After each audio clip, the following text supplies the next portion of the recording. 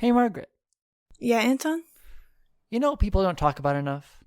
What? I'm not sure that Queen Christina wants Wilhelm to go back to Hilerska. Oh, fuck.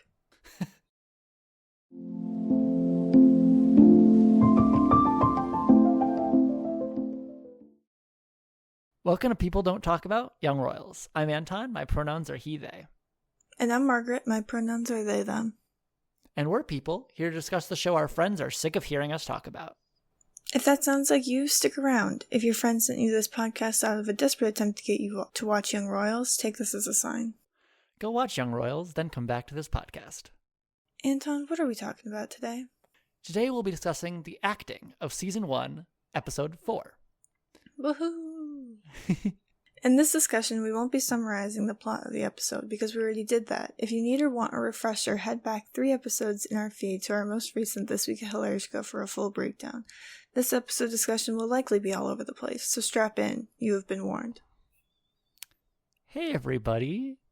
It's been a little while. Yeah, it's been a minute. I wonder why that was. Thank you all for your immense patience and understanding. Thank you for your kind words on our announcement of this impromptu hiatus. Mm-hmm. Neither of us really knew how long it was going to take, but I think, Margaret, do you feel ready to be back? Yeah. I mean, I wouldn't be back if I didn't feel ready. Yeah, exactly. I told Margaret that it was all their prerogative when we started the podcast again, because especially in any cycle but this, I might have felt ever so slightly differently, but I get it. I mean, in order to refresh myself on where we last left off, I did re-listen to our last episode of the podcast that we released. We both sound on the verge of a mental breakdown. So yeah, I mean, let's be honest. 1-4 is rough. Exactly. 1-4 is rough. And I was like, God, if this was any cycle but 1-4, this could play out differently. But I'm like, no, we're not coming back until Margaret feels ready, because I'm not doing that to my friend. Yeah. Hey, let's talk about this person's loved one who died. Hope that's not triggering. And I wrote some things about grief in my notes today, and I'm like, fuck me. But in a really fucked up way, you'll have a really informed perspective on this episode. Yeah. Super informed perspective. God, that's the last time I'm trying to put a positive spin on that. I'm sorry. It's okay. Okay. So now to the acting of the show. The thing that this podcast is about. This episode, at least. I basically wrote, everyone should kind of strap in, because these notes are very of a similar length and cadence to my ones that I wrote for the last Revolution episode. Yeah. I yet again have 9.5 pages. Yeah, and I think I wrote about 6 bullet points because Anton just covered everything, so it's I'm not going to type it again. Yeah. And it only took me 2.5 hours. It was fine. I didn't have anything to do. I was being bugged about whether or not I was going to do my laundry, and I was like, yeah, when I'm done with these notes. And then we're like, when that's going to be? I'm like, I don't know. Later. It's fine. It got done. Of course, I didn't put it away until I almost went to bed, but that's fine. Hey, doing your laundry and putting it away are 2 separate tasks. Yes. Regardless, my first note is there's always superb acting on this show, but this episode especially, there's essentially stuff to highlight from top to bottom in basically every scene. I agree. And so, in a deliberate contrast almost to the way that Art of the Frame went, let's try to go chronological order, shall we? You would agree that, basically every scene of this episode probably we talked about? Yeah, exactly. So let's get going. I started off with Eric's funeral, my God. Yeah, that's really the only way you can describe it. I don't think we appreciated the sound design last episode. Like, no, but we should. I really started like fixating on like the sound of Wilhelm's feet, and like the sound of his shoes as he walks across. Yeah, it's a little emotionally nauseating for me personally. No, definitely. But something that is going to inform these notes, at least to a degree, is that I watched this episode on a TV for legit the very first time. That's so funny to me. I've always watched Young Royals on my tablet except for season 3. That's so funny. Because I did not have a Netflix enabled TV until at least just one until recently. So yeah, because your TV was from the 90s probably. What century are we in now? The 21st? Yeah, so it's from the 20th century. Yeah. So that goes to say that the look in Edvin's eyes in that close-up we get at the funeral is devastating, and I never realized how much, because you can literally see every tear in his eyes. Yeah.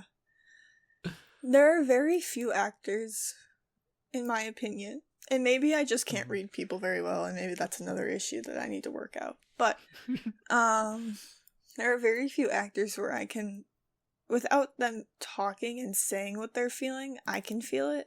This scene does that so well. Definitely. I mean, it's a gift that Edvin has, really, especially Fully. with this character. I mean, granted, until Part of You comes out May 31st, I will not have seen Edvin act in anything else. Mm-hmm. But he's got another show. It starts with a G. I want to find a way to watch it. yeah, we cannot find a way to watch it in the U.S. If anyone who's from the U.S. has actually watched Goskamen, I think it's what it's called, like, please let us know, because family dramas used to be marginalized shit. Yeah. Anyways, speaking of family, Christina holds Villa's hand and rubs his back. Mm-hmm. And it's like, in this moment, she kind of looks like a mother. Yeah, for the first time in forever. Which is like a feat that like I actually didn't remember from this episode, honestly. That's fair. But at the same time, she's being a publicly grieving queen. Yeah. And so I literally cannot tell where one ends and the other begins, and I think that's intentional. I think you're right. And I think it does give her a bit of humanity there. Yeah. But I also wonder how much of that is just like... Yeah, because she's clearly grieving. But in how much of that grief does she actually have the wherewithal to comfort her son? And how much of it is that she is showing, like how much of it is performative? Like, I hate that is in my head, but this is televised. Right. And granted, they're probably mostly being filmed from the back, but like, there have to be cameras on them. We just aren't seeing them. Like, yeah. There at least will be photos taken of this moment. Well, I mean, it's on TV, so there's got to be cameras. Yeah, but like, I mean, just the only cameras we see are from the back of the church, and we don't see any. We don't see any at the front of the church, I think, because like when it's shown on TV, it's when the processional starts down the aisle. Yeah. So, yeah. So, but like at the very least, I would imagine that there's going to be photos taken. Oh, for sure. And so, like, even if we don't hear them, like, it could just be like without the flash on and without like a snap. Like, it could be they're trying to probably be unobtrusive as possible, but like, there's no way this isn't a preserved moment in Swedish history, in more ways than one. I like really focused in on Christina at the beginning of this episode because I feel like I've never done that before, because I'm so lost in Wilhelm's grief, and Edvin is such a profoundly good actor that like it took this many watches for me to actually be like, okay, what is happening with Christina at the start of this episode? Because I think that's important. What is she up to? Like, it made her make a lot more sense to me. Like, and honestly, if I had done this earlier, if I had been able to do this earlier, I probably would have had more insights about her going into later in the series. That's fair. And I mean, I don't know if now my interpretation is now informed by where the show ends up, but like, we will see. The last thing I wanted to mention in the funeral, if unless you have anything else, is Edvin's dead stare ahead at the title screen. Like, yeah, I just wrote "End me, please." Like, it's just, no, honestly, like, he's just staring you. Like, it's not. I don't think it counts as another look to camera because he's not seeing anything. Right. I think you're right. I think it isn't a look to camera solely because I don't think he's processing any of the visual information he's receiving. Yeah, like his eyes are so unfocused. Like I don't feel like I'm being looked at. I feel like he's looking in my direction, but like we're not. I feel like I'm being looked through. Ooh, yeah. Now and then we have what I call the intimate royal dinner. But intimate is kind of I probably should put that in quotes because it feels very stage and cold. Mm-hmm. But like, there's this shift to being all business. This is why I'm saying I don't know how much of Christina's grief at the funeral was performative, because the second she's in it's almost weird. It's weirdly like the second she's in private, she's a lot less openly grieving. Yeah, I agree. And I think it has to do with the fact that like she's buttoned up. She's like she's like okay, button it up, stiff upper lip, just carry on.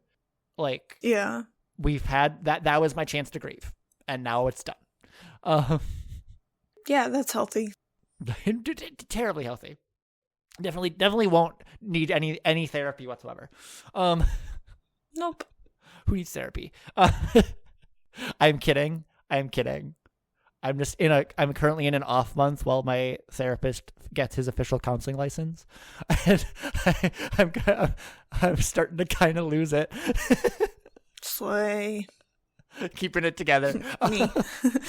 But this is where my cold open comes in, because I have multiple moments of this episode where I point out something that, like, again, blown up to an actual, like, my family, I live with my parents right now, and my family recently just went off the rails in terms of buying like 3 50-inch TVs. And so like I watched Young Royals on this episode on a 50-inch for the first time, and all of a sudden I started picking up on this little micro acting that I could never pick up on my like 32 like not even like maybe like 12-inch screen of my tablet, my iPad. Mm-hmm. I was gonna say 32 is a massive 32 tablet, is the TV bro. we have in our guest bedroom. Anyways, but part of that microacting, like the first bit that I noticed, is Christina looks momentarily distraught about when her husband suggests Villa going back to Hilarska. Like there's this split second where she's like, I don't want to lose another kid. Yeah. Where it's like which I think is very interesting, because she sent him away to Hilarska so he would be like, quote unquote, right. Safe. And that's the part that, but like that's the part of her brain, I think, then that comes in seconds later, because I wrote like, she seems momentarily distraught before seeming to see the logic in it. Like she immediately sees where her husband's head is at, because I think in this moment, Duke Ludwig is better at playing the game than she is. I think you're right. He sees what she sees what he's putting down and is like, no, you're right. Like we need to not make it seem like the royal family is shutting down. We need to make sure we stay as strong, as strong seeming as possible. And that is going to involve the prince going back to school as soon as possible. Yeah. Like getting in Christina's head for this scene, you can see her anxiety for the royal family as an institution. Like if you focalize Villa, as we both, I feel like, have basically always done, like if you go through Villa's perspective in this scene, like she doesn't make much sense. Yeah. No. But I think if you focus on her for this scene and try to look at things from her perspective, look at this scene from her perspective, I think we're just seeing her inner monologue become an outer one. Mm-hmm. Yeah. Like Christina has responsibilities, but her job just got 10 million times harder, and she did everything she was supposed to. She married well, she had a son, she had a second son, honoring the heir and the spare model, and now she has a child who has never shown any interest, even active disdain for royal life, who is now her only hope to carry on her family's dynasty and possibly the monarchy itself. Because like as mentioned before, if the royal family does not present an heir, Parliament can choose to dissolve the monarchy. Mm-hmm. We can hate Christina, even one day assassinate her for her treatment of Wilhelm. But I at least will never say I don't understand her. Yeah, I don't think I don't understand her. I understand her and I still hate her. I think that's valid. It's like we can do both. We can do both. Yeah, that's called duality of man. It's called bisexuality. You can start thinking bisexually. Jesus Christ. Always. We always do. Again, the subtle acting of you and your future children. Like, on And Your Future Children, like, Wilhelm looks up and looks over and, like, he knew, but I feel like he's almost a little surprised that his mom is being so blatant about it. Yeah. Because I don't think she's probably ever mentioned sexuality to him. God, no. Because it would not have figured in her understanding of who he needs to be and, like, what he needs to do. Yeah. Until he is essentially the only way they can have an heir beyond him. Right. And then I think a little microcosm of their dynamic in this scene is her being like, you're going to be compared to Eric in every step you take, like in everything you do. And he's like, depending on which subtitles you're looking at, he either says that's already the case or it always has been. And like, I think we're seeing Christina's overwhelming anxiety versus Wilhelm's all-consuming grief and depression. Yeah. Like, I was trying to get into Will's head for this and like see what like Edwin was doing. And he has this weird, like, almost contradictory thing where he is simultaneously going along with everything and has no filter. Mm-hmm. And, like, specifically with stuff around Eric, I think is when his filter really goes away. With everything else, he's just numb to it. Yeah. But I think Eric hurts enough that that's the one thing he's not numb to. Yeah, I agree. Like, I think Eric is just kind of taking up all of his emotional bandwidth. Yeah. I think you're right. Like, I don't know. That's really all I have to say left on that scene, unless there's anything you want to add, because I was about to just, like, move on to telling Linda to pop off about the invoice, but that's a bit of a hard segue. No, you can go to Linda. Sounds good. It was mostly just an honorable mention for capital A, capital L, Angry Linda. First time she makes an appearance in the show. Mm-hmm. Really. She kind of eats in this scene. She does. Like, nothing she says is strictly wrong. Mm-hmm. But I do think we might want to assess her in real life, you don't pay to get ahead comment. Mm-hmm. In this cycle's privilege punishment, though. Yeah. It's sort of worthy of some major unpacking. Yeah. Like, long story short, I think it is true for her and Simon, but it's not true for the other kids at Hilarska. No. Like, people of their class, yes, you don't pay to get ahead because you don't have enough money to do that. But the kids at Hilarska, they're like, how much do you want? I'm like, my God, Linda, how I wish we lived in that world. Yeah. And I think it's like, in real life, you don't pay to get ahead. It's you don't pay to get ahead because that's not who we are. Right. And then we move on to August working out and then receiving his call from Casina. Yes. Trigger warning, body dysmorphia. Mm-hmm. Not a single second of seeing August work out is wasted by Malta. No. You see what is happening in his head the entire time. Like, it's the same level. It's the same level of attention to detail as Edmund. Mm-hmm. Of like, it's this unprecedented glimpse into what, correct me if I'm wrong, I think is a heretofore like unknown insecurity. Yeah. Like, I think this is the first time we see or like basically confirm that August has body dysmorphia or something akin to it. Yeah. Because it's like we've seen that he takes meds and we see that he works out a lot, but this is the first time we've really seen him inspecting his body. Yeah, I think you're right. And he's not just doing it in the mirror, he's also taking a video of it. Yeah, so, to watch later. Mm-hmm. To like record and track his progress. Like, up until now, you wouldn't be remiss for just thinking, oh, he's just like a working out obsessed jock. Mm-hmm. And then you're like, oh no, there's some deep psychological stuff happening here. Yeah, for sure. Like there is with all the characters. And like, I don't know. Giving the most popular guy in school body dysmorphia makes too much fucking sense for my liking. Yeah. Because someone with the trauma and abandonment issues, especially, that August has, like, like those, I mean, like, and those are kind of just conjecture from like what I think must follow from losing a parent to suicide. Like August holds himself to unrealistic standards, and this is how it manifests. Yeah. I also love the immediate 180, moving away from body dysmorphia to August of being annoyed to ingratiating himself in a moment.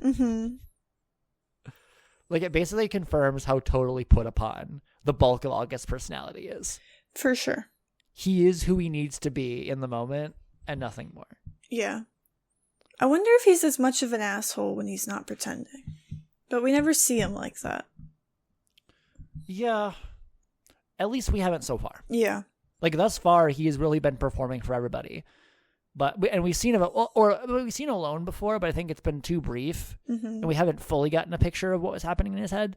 But this time it's like, oh, we literally just saw you go from like this like anxiousness and kind of lashing out anger of being interrupted in the middle of your workout to, oh, this is the queen. I need to be my most charming self. Right. Yeah. Really unpacking going forward, like that aspect of August of like that like morphing identity, that the like August of the many faces sort of thing. Like he, I think, has some serious identity issues, not related to like sexuality or anything, but just like, does he know who he is if he's not pleasing other people? Right. Yeah, I mean, I don't know that he does. I never expected to relate to August, but a little bit. Like, fuck. Like, I also never realized a way in which August and Wilhelm are eerily similar. They are. They're two sides of the same coin. Yeah, they both have a lot of expectations and like a lot of pressure on that they put on themselves. It just manifests entirely different ways. Wilhelm becomes withdrawn and August becomes aggressive. Yeah. When August gets Vincent to rally the society, I was reminded of a similar setup of preparing for Villa's initiation party in the pilot. Of course, that time, like, Nils was there. Like, really, really more I'm really seeing that but the real change that I'm seeing is that in setting up for this gathering, August seems hungrier now. Like, he is even more desperate to earn the favor of the royal family, and I'm sure he knows that's really the only thing that will save him at this point. Yeah. Like, he's hanging by a thread as much as he doesn't want to admit it. Right. Well, and he really latches onto the fact that he's a relative of the royal family, but what is it, like, he's like a second cousin, right? Second cousin to Wilhelm. So like a cousin to the queen, I think. So, like, you've got, you can't really cash in on that. Yeah. Unless you like have he's gotten social clout from it. Yeah. But like, I mean, he got Felice from it. But well, yeah, sorry. It's not to go there, but it's true. But like, what was I trying to say? Sorry. No, you're okay. You can't really cash in on like being the second cousin of somebody unless they allow you to. Right. Yeah. He can't monetarily benefit from any of his from his family unless he does what he's doing, which is ingratiating himself to the queen, like hoping that they'll like take pity on him when eventually they have to find out, like when eventually he has no choice and his charm stops working on other people and he needs other people to step in. Yeah. Then we see the memorial. Yeah. I'm starting back at I've never noticed that Villa is on the verge of tears as the car approaches Halerska. Again, bigger TV. I just never noticed that before. Yeah. Like he's alone in the back seat and like he's just fighting tears. Which fair. Fucking fair. Yeah, well, and the last time he made that drive was with his brother. Yeah. So. Yeah. I mean, and then he's like stares into space after the door opens, not even really collecting himself, but clearly like he's clearly briefly pretending he doesn't exist. Mm-hmm. Like, I don't know how else to put it but that. Like, that's not a spacing out type of stare. That's a, if I think hard enough, can I just not be here anymore? Mm-hmm. Which is so fucking sad. Yeah. It's like forcing yourself to dissociate. Yeah. But it's like, it doesn't even feel like true dissociation. It feels worse than dissociation. It feels like an attempt at self-annihilation. Yeah, that's fair. Which, like, I don't know how different those two are, those actually are from each other. But it feels like it doesn't feel like he's spacing out. It just feels like, I don't know. It just feels like something more intense than that. But that's fair. I don't know. I could be wrong too. It's my interpretation. So I guess I'm not wrong. It's just other people might see it differently. Mm-hmm. And then before Villa enters the building, it's almost like he resents everything that's about to happen. Like, I think he almost gives like an eye roll. Mm-hmm. Well, to Boris or something like that. Yeah, I mean, he probably... I can almost guarantee you that memorial is kind of everything he doesn't want to do all wrapped up into one package. Exactly. It's like, he resents everything that's about to happen, but I mean, I get it. Like, he hates his life, and so would I. Well, that, and it's just like, my brother's funeral was put on TV. They all saw it. Why do I have to give another speech? Right. No, fair. Absolutely fair. Let's have a little moment to hate on jealous August. Or honestly, to clown on him more than anything. It's almost a little funny to me. I couldn't imagine. Picture this. You're you, I'm me. I have a significant other. Crazy thought, I know. Try to contain your disbelief.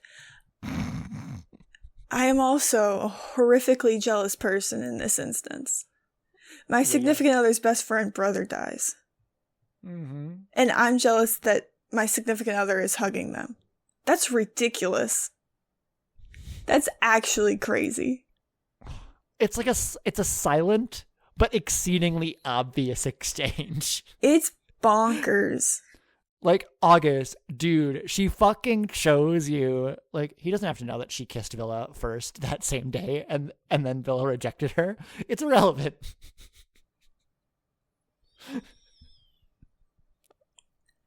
I want to say, I do still feel a little uncertain around Felice, but August's treatment of her this episode makes me want to form a defense squad. Yeah, that's fair. Like, one unfortunate objectifying crush partially manufactured by her mother and a kiss born from an obvious misunderstanding do not at all mean that Felice deserves as shitty a boyfriend as August Horn. I don't think anybody deserves as shitty a boyfriend as August. No, definitely. No one deserves a shitty boyfriend, period. Like, I mean, okay. Yeah, but that's not the scenario we're working with here. Valid. Hey, if you have a shitty boyfriend, I'm sorry. So we got to get into Remember. Do we? We really do, because we said we would, but also we just have to, because it's a really good acting piece. There's more micro acting in the way that Simon keeps his head down until he's in place as the choir's coming in, and then he looks up, and it's exactly at this point that Villa looks down to avoid eye contact. Mm-hmm. He keeps himself from looking Simon in the eye until when Simon is singing. Like, I think the moment, like, I almost wanted to say this, it almost seemed to me for a second that Simon was singing to Villa, and like in the way that we were talking about in Revolution of like, is Simon singing about Villa or is he singing about Eric? Like, who is you in Remember when Simon's singing it? Mm-hmm. And I think it's probably kind of generally about Eric or just kind of sort of vague until a specific moment that I noticed, which is the line, "Let me make you go down in history, baby." On that "you" is the moment that Villa looks up and makes eye contact with Simon. Mm-hmm. like presumably we don't actually have that confirmed, but it like if he was looking down and then he looked up, like presumably like they're not looking at each other. Mm-hmm. And so it's like from that point on, I think until the end of the song, Simon is singing about Wilhelm. Mm-hmm. But the first time Villa looks away from Simon after this is to turn to see Eric's picture on the altar. Mm-hmm.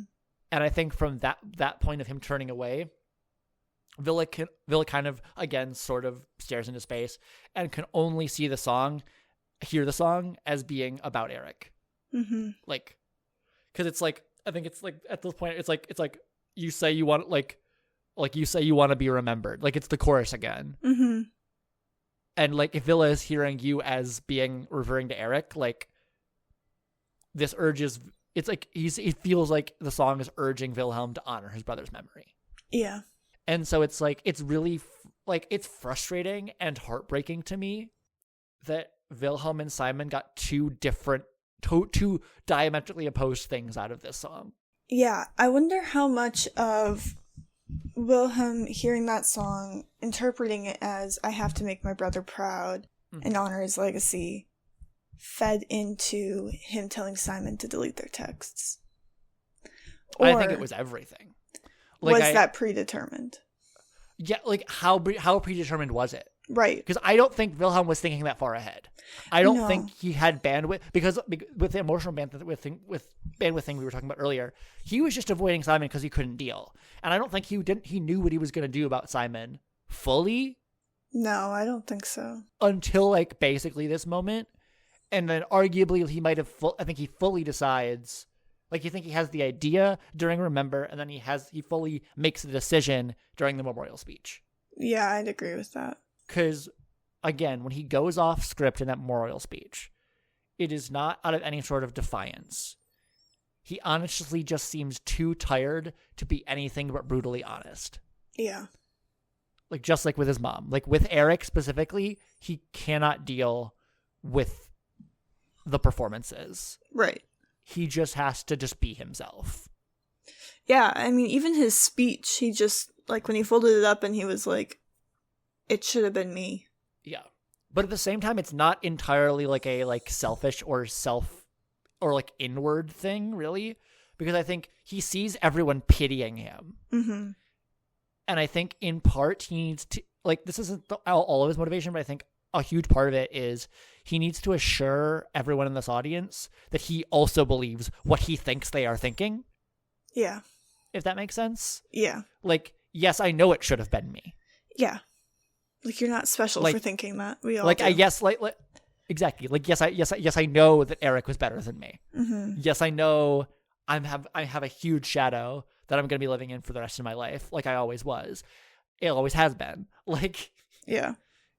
That's already the case. Like, it is like, he's like, I know, but I promise you I'm going to be the best crown prince I can. Mm-hmm. One that will make my brother proud. Yeah. And I think he might not have known exactly what he meant by that until that moment. But when he says that, I think Simon can feel it. You see it on his face a little bit like, oh, I know what's about to happen. Yeah. At least Wilhelm knows. I think Simon has a strong idea. Yeah. I think it would, I was going to say I think it'd be a bit naive of Simon to think that was going to end any differently. But right. I honestly don't think they know each other well enough. Yeah, and I don't think Simon has any sort of, in the slightest imaginings, like his grandest imaginings, I don't think he can put himself anywhere near Wilhelm's shoes. Or like any sense of like what the kind of pressure Wilhelm is under and what he has been taught. Yeah. About sexuality. Or not taught about sexuality, rather. Like, which is its own form of education. It is. No education is still education. For I want you to delete all of our texts. Mm-hmm. I suddenly realized this episode, this time through, that Wilhelm hasn't left his seat. Yeah. He definitely sat back down at the memorial speech and like didn't leave. Yep. Like he was the last person there, and then Simon, he had to make Simon come back there and find him. Mm-hmm. And I think it's because he knows what he has to do, but he can't leave until he does it. as much as he hates doing it. Yeah. Like, you can, for the first time, like, again, with that micro-acting and with that bigger screen, I'm like, I could see finally how much he hates what he's saying. Mm-hmm. And how much he wishes things could be different. Yeah. But he's letting the anxiety win on this one. To devastating effect. To devastating effect, but I can't fault him for it. No, definitely. Definitely. Like I've said last time, like, I still stand Wilhelm this episode. I do too. I think almost, because I said before that I've hated Wilhelm in this moment when watching it, but because I think this time around, seeing how much he hates himself for doing it, that hatred went away. My own hatred went away. I'm so glad to hear that, because I've always disagreed with you on that. It's because I've never watched it on a 50-inch screen before. Well, that'll do it. Like, I've never actually seen how difficult it was, because I always thought he was kind of going on autopilot a little bit. But seeing him fight every second of it, like, yeah. Yeah. God, I'm so glad to hear that. I was just wrong. I will fully admit that. I was wrong. Oh, hell yeah. I'm not glad that you're wrong about something, but I am glad that you now see what I've been trying to tell you. No, fair enough. Fair enough. I get it now. I would be mad at me too. You've seen the light. Yeah. Quick little shout out to Simon texting Sarah on the bus, and you just see him like thinking through the implications of Mika reaching out to Sarah. Yeah, you can see all the pieces falling into place in his head, and him going, "Oh fuck." Yeah, exactly. He's like, "Oh no, I might have messed up. It's possible that I messed up. You know, actually, I might have done an error. I've done a flooper, everybody." Villa's new room. It's hilarious to me that they give him a larger room just because his brother died. It's because he's crown prince, but it's like... Yeah, but he's crown prince because his brother died. Right, yeah, exactly. It's like, yeah. It's like your brother died, here's a double room.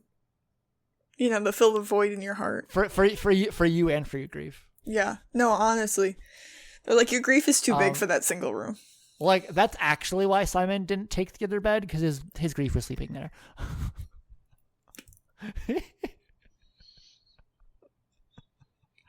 That bed said, occupied. Occupied. Ocupado. Okay. Yeah. Occupied in Spanish. Is it actually? Yeah. Ocupado. That's fun. Yeah. What is it in German? I don't know. I just want to say, regarding the scene of Villa gets his new room for him and his grief, Annette messing up Villa's title and then immediately correcting herself. Heartbreaking. But it's so subtle, but it tells us so much about how even the most important person at this school respects Villa's title. That would be crazy. And respects the royal family. Like, she did not treat him this way when he was just the prince. I don't think she ever talked to him besides, like, his first day, maybe. It sounds like, yeah, like shaking his hand, yeah. I mean, but also some part of this is genuine, like, care for one of her students who just lost his older brother, like. Yeah. I couldn't imagine a school official having to call me by a title. That'd be crazy. Yeah. But also it's like, that hug between Villa and Annette will always fuck me up. Yeah, because that's definitely the first hug he's gotten since his brother died. Yeah, like since it happened, yeah, definitely. Honestly, probably since his brother left on his first day at Hilarska. Probably, yeah. Because it's like, yeah. Because it's not like Simon hugged him. Yeah, fuck. Yeah. Because, yeah. That boy just needs hug therapy. Well, but this is why I highlighted that in public, his mom held his hand and rubbed his back. But she didn't do anything more than that, and definitely not in private. Mm-mm. And it's like, we will scream it from the rooftops for the rest of this show. It's indisputable after today, I think. Wilhelm's after this episode, I mean, like, Wilhelm's primary love language is physical touch. Oh, 100%. Which is a terrible thing to have when you're in the royal family. But it's also so baby boy girl. It is. It's so baby. Yeah. Okay. I don't like ranking panic attacks, but I feel like the one he has in this scene as he's deleting Simon's contact is 10 times worse than the one he had in 1-2. Yeah, because the one he had in 1-2, he sits by a window and he can kind of calm himself down. That's like this time he's he literally is like stretching his arms into the air to try to like. I mean, he's hitting himself on the head. Yeah, like it's bad. He's like, it's like he's physically trying to take himself out of it and he can't. I mean, PSA, that's not the way you deal with a panic attack. No, but you know. You do what you can, and I get you do what you feel like you're able to do in the moment. You try a lot of things. You try a lot of things. It's valid. I think the way Villa's bodyguards keep Villa alone, like leave Villa alone, is that they're like 3 paces further behind. Yeah. They're like, normally we have to be a step behind you, but we'll be 4. Yeah. That's giving you space, right? Right. Like, so which means I think it's like ultimately like we were both right. Like she does say yes, I'll leave you alone, but they don't still follow him and they leave him alone by just watching from a little bit further a distance. Yeah. So at least he can't feel them breathing down his neck. Yeah. I mean, I can't imagine what that would be like. Being followed all the time. Okay. I low-key love the way Villa just brushes past Felice kissing him. Yeah, he's like, that is so not on my tier of things I'm worried about right now.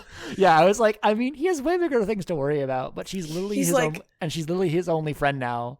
On the tier of things to worry about, number 1, we're going brother died. Number 2, we're going I'm now the crown prince. Number 3, we're going Simon. You're like over there, dude. I don't even know where you rank. Yeah, and like also like as I said, like she's literally his only friend now. Yeah. But you know, and then I wrote, it's sweet, upside down smiley face. No, it is. Yeah, it is. But it's like also like, what choice does he have? Like, what choice does he have? But then they also have a really, really cute friendship. Definitely. And it's like, I mean, Villa was not going to I don't think Villa pre Eric's death was going to be the person who's going to make a big deal about that. No. But especially not after. No. Yeah, before that, I don't think he really cared. He was probably like, whoa, but more like out of shock, not out of like anything else. Not out of any sort of, yeah. But post Eric's death, he's like, I can't process anything that isn't Eric right now. Right. Also, I will die on the hill that Villa meant nothing romantic by giving Felice his jacket.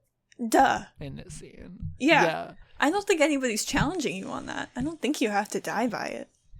I know, but get it's at like, us on the DMs if you were I'm fighting August. I'm fighting August, okay? Well, he's a little delulu. Yeah. I'll say it. Also, I'm not sure someone as touch and affection starved as Villa fully grasps what gesture counts as romantic. No. To other people. No. And I said I'd be curious for an Ace Arrow person's thoughts on this. Like determining what is a romantic gesture and what is not. How about it's up to both people. Yeah. Here's the thing. I don't know. Yeah, that's the thing. It's like I wanted to know someone who I don't know, has maybe a little, I don't know. Because there's that stereotype where it's like lesbians can't figure out what's platonic feelings and what's romantic.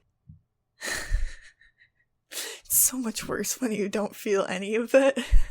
Because you're like... yeah. Especially... Now, this does not go for all asexuals. I'll say that. I can't speak for all of us. I can only speak for me and the other asexuals I've known in my life. Which is 2. So we're talking a pool of 3 people that I'm speaking about right now. It's tiny sample size. More research is needed to draw conclusions. With those other 2 asexual people, I have made some of the crudest sexual jokes that have ever been told, with absolutely zero implication of anything. Because all of us know that nobody's going to act on it. It's crazy. In the same way, as soon as I admire somebody platonically, I am in love with them. But it's not romantic. I don't feel romantic attraction. It's bonkers. Anton knows this. Yeah. My parasocial relationships pop the fuck off all the time. They're an issue in my life. They take over. Yeah, no, it's bonkers. What is that line? Who knows? Not me. That's for sure. Yeah. Fair enough. We'll see. Yeah. As an allo person, I think that's why I'm saying, like, I think the reason why it's so confusing is because it really is going to depend on a person, on like just how someone sees it. And I will say, August has no business determining whether or not that was romantic, because if both of them saw it as platonic, it's fine. I mean, they did clearly both see it as platonic, and they both saw it as platonic. I think it's fine. Legitimately. I think that goes with literally anything. Like, I don't think there is anything that is actually inherently associated with one type of attraction or another. It is all about communication between the 2 people and what they both understand it to be. Because 2 people, I feel like, I think people are slowly starting to realize this. 2 people can legitimately have sex and then remain friends afterwards because they both saw that as a platonic act. I mean, hey, communication is key. I couldn't imagine having sex with one of the bros, but it's not my life. Yeah. Not really either, but like, I couldn't see a world where it's and if that's what makes you happy, follow your bliss. As long as you're both on the same page, it's fine. Yeah. But we are halfway through this doc and not halfway through the length of the normal episode. So thank you for listening. If you'd like to keep up to date with when we release new episodes and other pod-related announcements, you can check our Instagram or our threads at People Don't Talk About.